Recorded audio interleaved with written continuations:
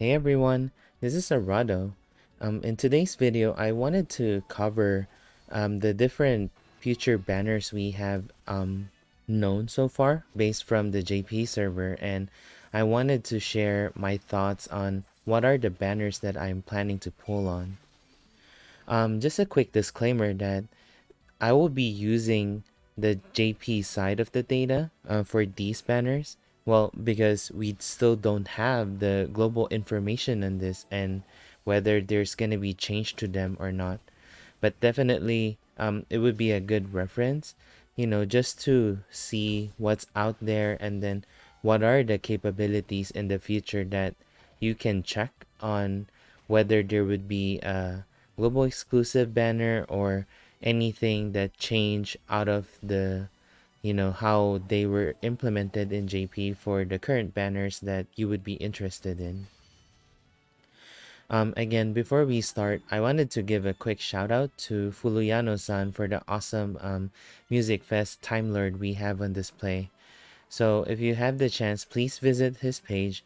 He does a lot of artwork, some original characters, and a lot of Romancing Saga themed ones. So yeah, thank you so much, Fuluyano-san, for the awesome art. All right, so let's start off with the first banner in which we all know that there's gonna be like a part 3 of the Music Fest banner, which is the Minstrel banner. So Minstrel comes with Lute and Doll. So Minstrel is my target for that banner, and then Lute and Doll are both pretty good in my opinion. Lute in my if you missed Onsen Rich, that Lute is a really good substitute for that.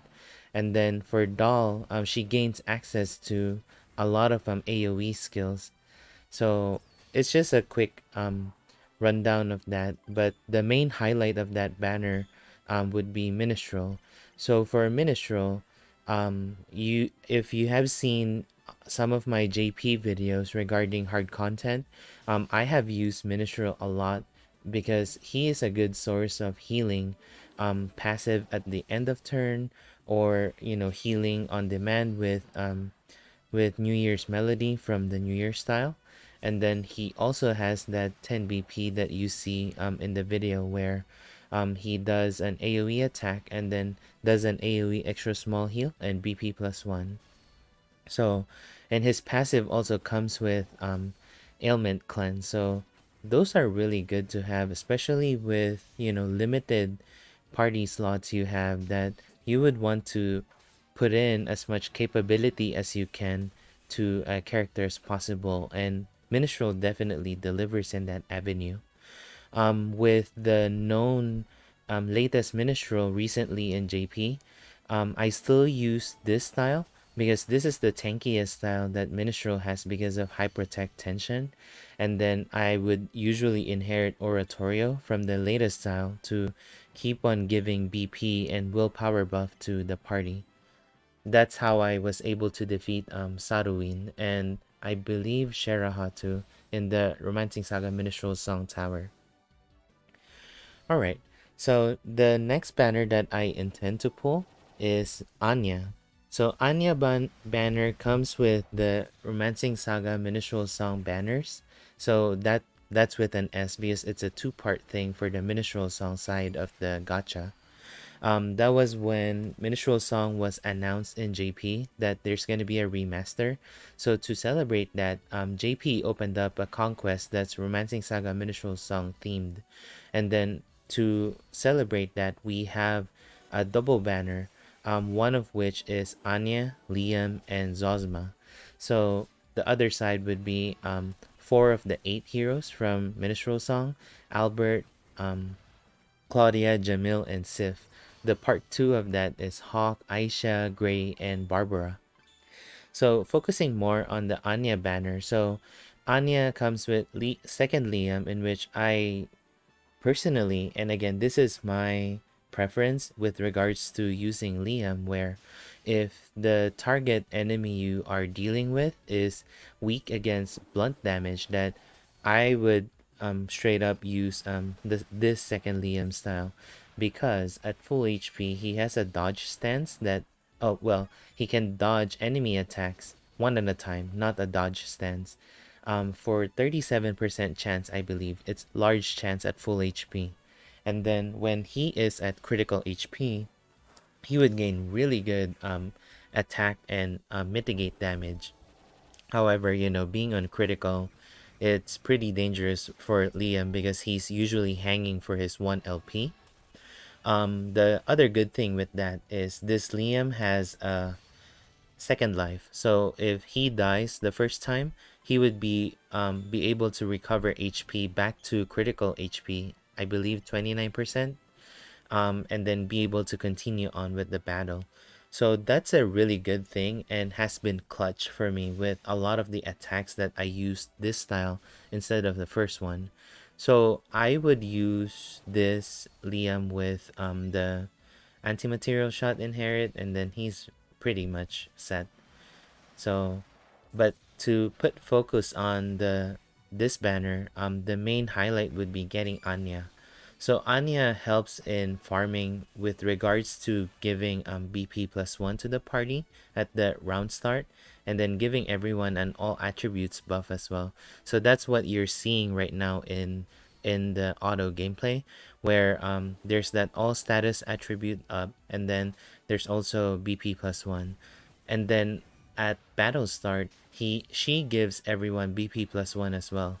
So it opens up a lot of opportunity for some of the old units um to be usable and be effective in farming, with all the BP that Anya gives as a passive, rather than needing her to use those skills.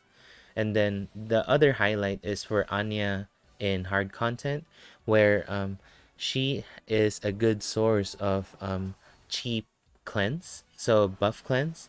This was proven to be useful in the Minstrel Song Tower recently in JP, where some of the mechanics put you in a situation where the enemy would buff their status a lot, or if not every turn, that you would need to time your cleanse properly if you don't have Anya.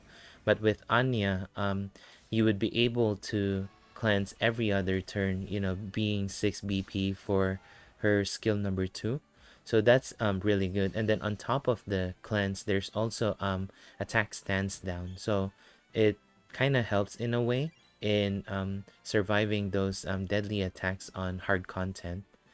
The other unit that is able to do buff cleanse every other turn would be Barbara, and I forgot who mentioned that in my stream, but it's all thanks to that person who shared that, and it was a really good idea because the minstrel song version of Barbara, so her style is to do a dance and then warming up and then another dance. So you can pick whether you want an offensive buff for the party or a defensive buff to the party. So whichever works. Both of her dance lasts for 2 turns, so you're able to use one or the other and then charge up BP on the second turn.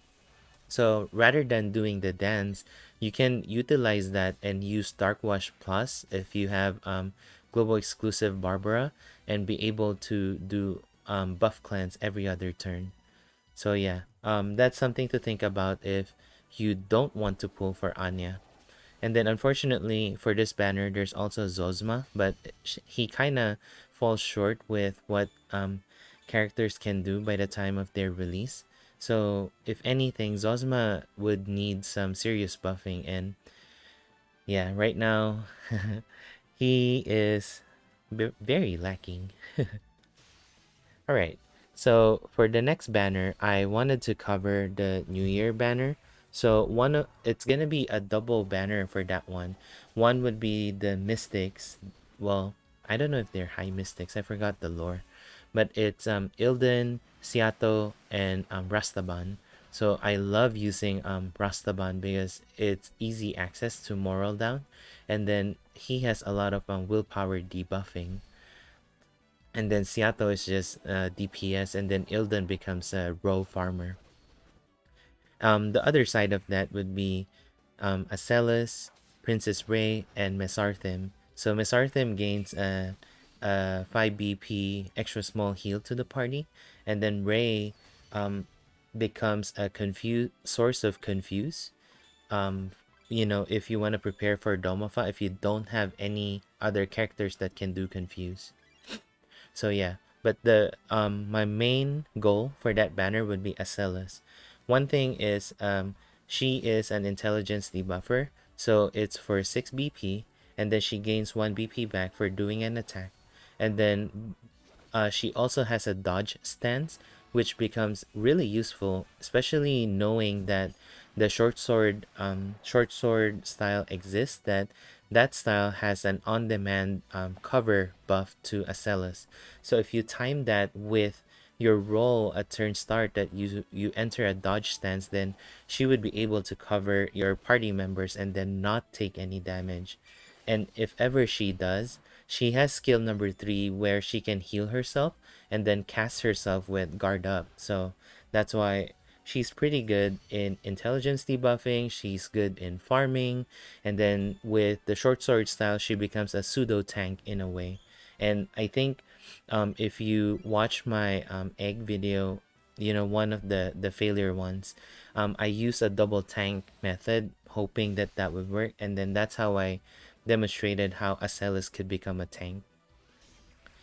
Alright, so for the next banner, we have UDX Darius. So UDX Darius is, of course, just a 1% banner, so be careful with that. And then he comes with a Platinum Annie and Gwelaha.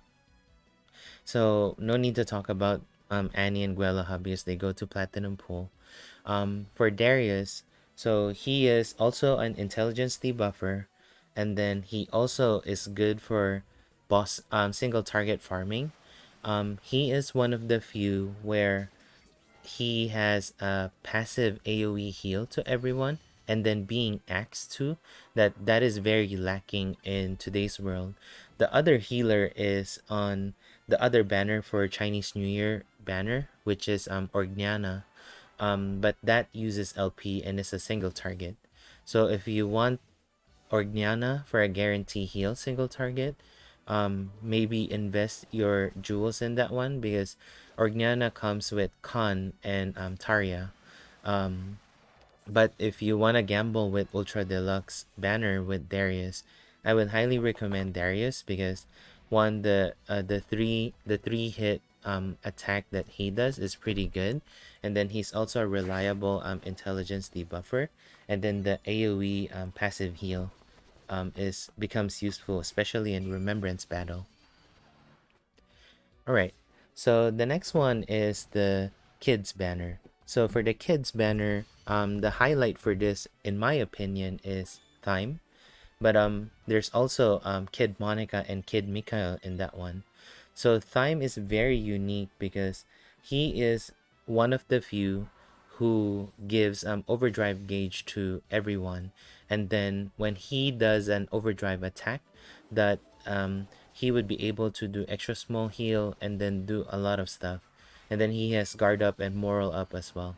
So he has a lot of buffing and then self BP battery for him to keep on casting those buffs and then giving everyone overdrive.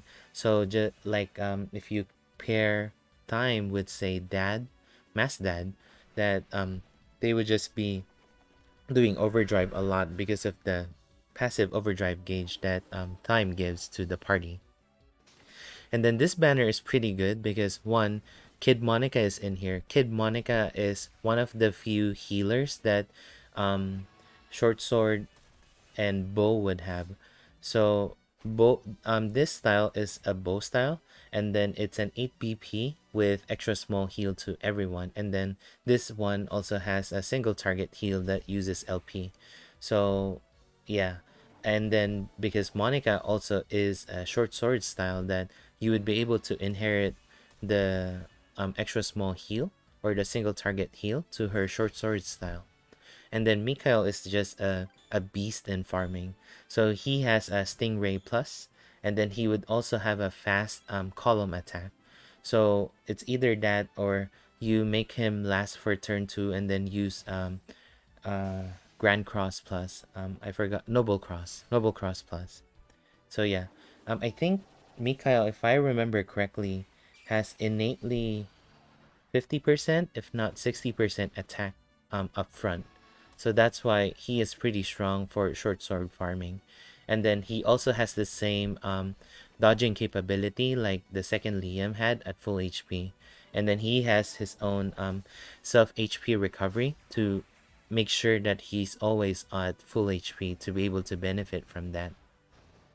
So yeah, that's my take for the kids banner. And then lastly, we have the Chinese New Year banner, which consists of, like I said, it's a double banner. The other one being Taria, Khan, and Orgnana. Orgnana is one of the rare axe healer, and then the other one is Macha, Leonard, and Balmante.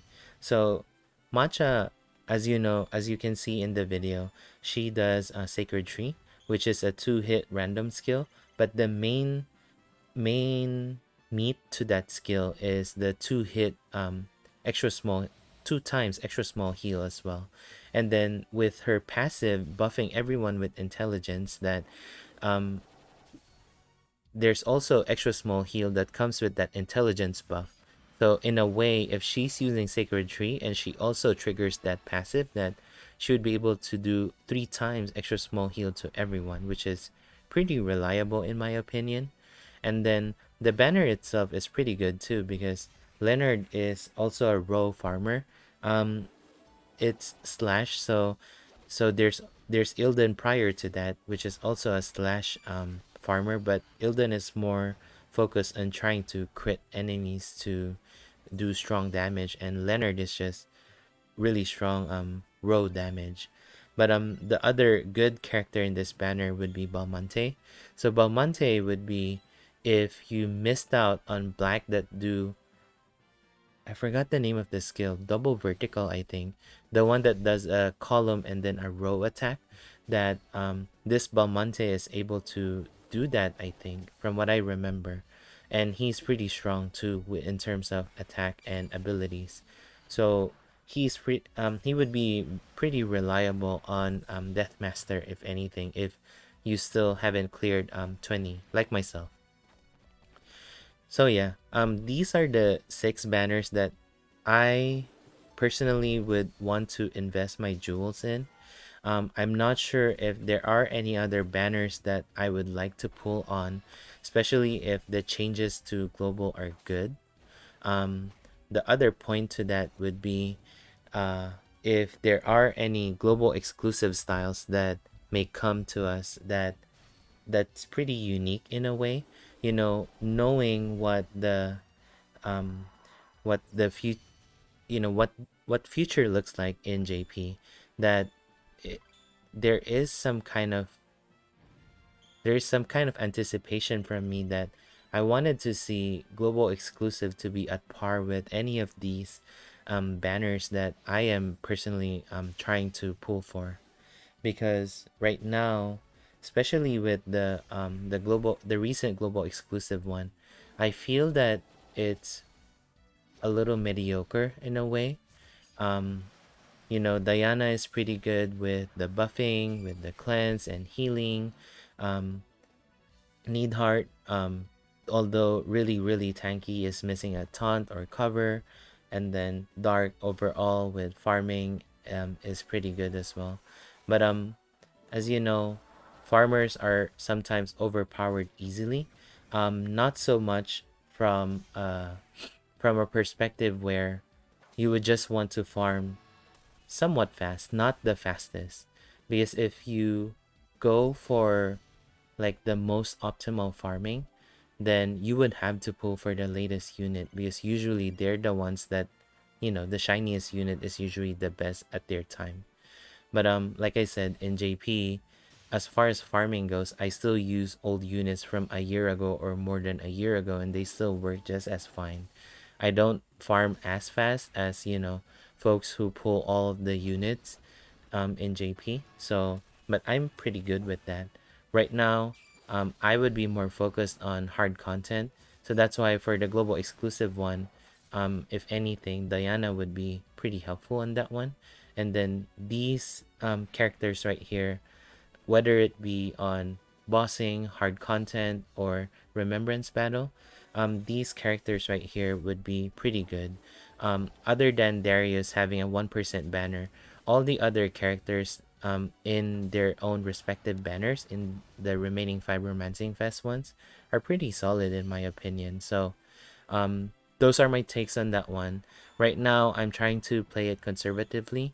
Um, I'll try to not pull on banners that I feel that I won't be able to use in the future. Like I still don't know what the changes are gonna be for the music fest for Time Lord, Wagnas, and Final Emperor. But right off the bat from JP, um, I think it's an easy skip. But again, I can't say for sure until we know the full data of what the changes could be.